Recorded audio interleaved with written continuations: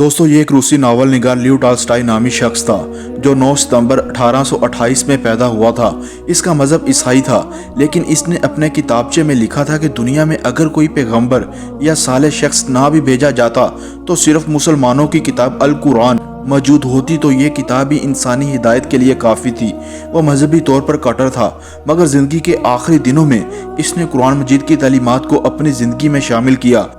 1910 में इसकी वफात पर इसके हज़ारों पुरस्कार सिर्फ इस बात से अपनी जान खो बैठे कि लियो टॉल्स्टॉय अब इस दुनिया में नहीं रहा। इसकी वफात से 20 बरस पहले इसके दरवाजे पर इसके मद्दाहों का हजूम लगा रहता था। इसकी एक झलक देखने को लोग महीनों डेरा डाले रहते थे।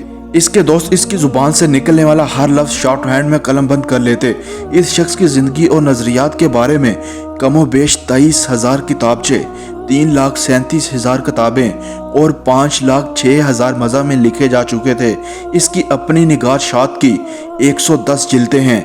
इसने कदीम रूसियों की तरह शानदार अंदाज में परवरिश पाई, लेकिन अपनी ज़िंदगी के आखिरी दौर में कुरान करीम की तालीम से मुतासिर होकर वो अपनी तमाम जायदाद से दस्तबरदार हो गया।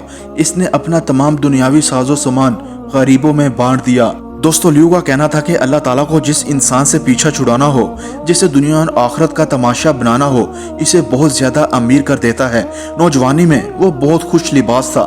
मास्को के अच्छे दर्जी अक्सर इसके घर का दौरा किया करते थे कि वो कपड़ों के एक सीजन का काम इन्हें दे दे, और ये काम इतना होता था कि इस दर्जी को किसी और का काम लेने की जरूरत ही महसूस नहीं होती थी। लेकिन जिंदगी के आखिरी हिस्से में वो अपना काम खुद करना शुरू हो गया था।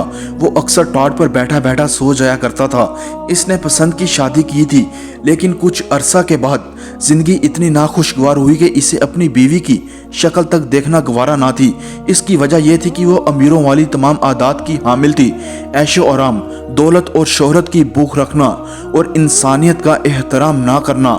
जब इसे पता चला इसकी वजह शोहरत, इसके 2 नावल हैं, तो इसने नावल लिखने ही छोड़ दिए और बाकी जिंदगी किताबचे लिखने और अमन मोहब्बत की तबलीग और दौलत के खिलाफ जहाद में गुजार दी। इसकी किताबें नहायत कम कीमत पर छापी जाती थी। वो किताबों से कमाया गया तमाम पैसा जरूरतमंद में तकसीम कर देता था। और दोस्तों आखिर 82 बरस की उम्र में इसने घर छोड़ दिया। इसे खुद भी मालूम नहीं था कि इसकी मंजिल क्या है।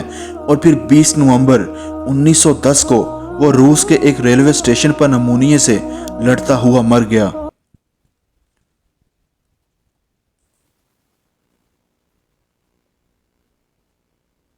दोस्तों वीडियो पसंद आई हो तो वीडियो को लाइक ज़रूर कर दें, और मज़ीद ऐसी इंटरेस्टिंग और इन्फॉर्मेटिव वीडियो देखने के लिए इस चैनल को सब्सक्राइब ज़रूर कर लें और साथ बने बेल आइकॉन पर भी हिट कर दें ताकि इस चैनल की आने वाली हर नई वीडियो का नोटिफिकेशन आपको मिलता रहे।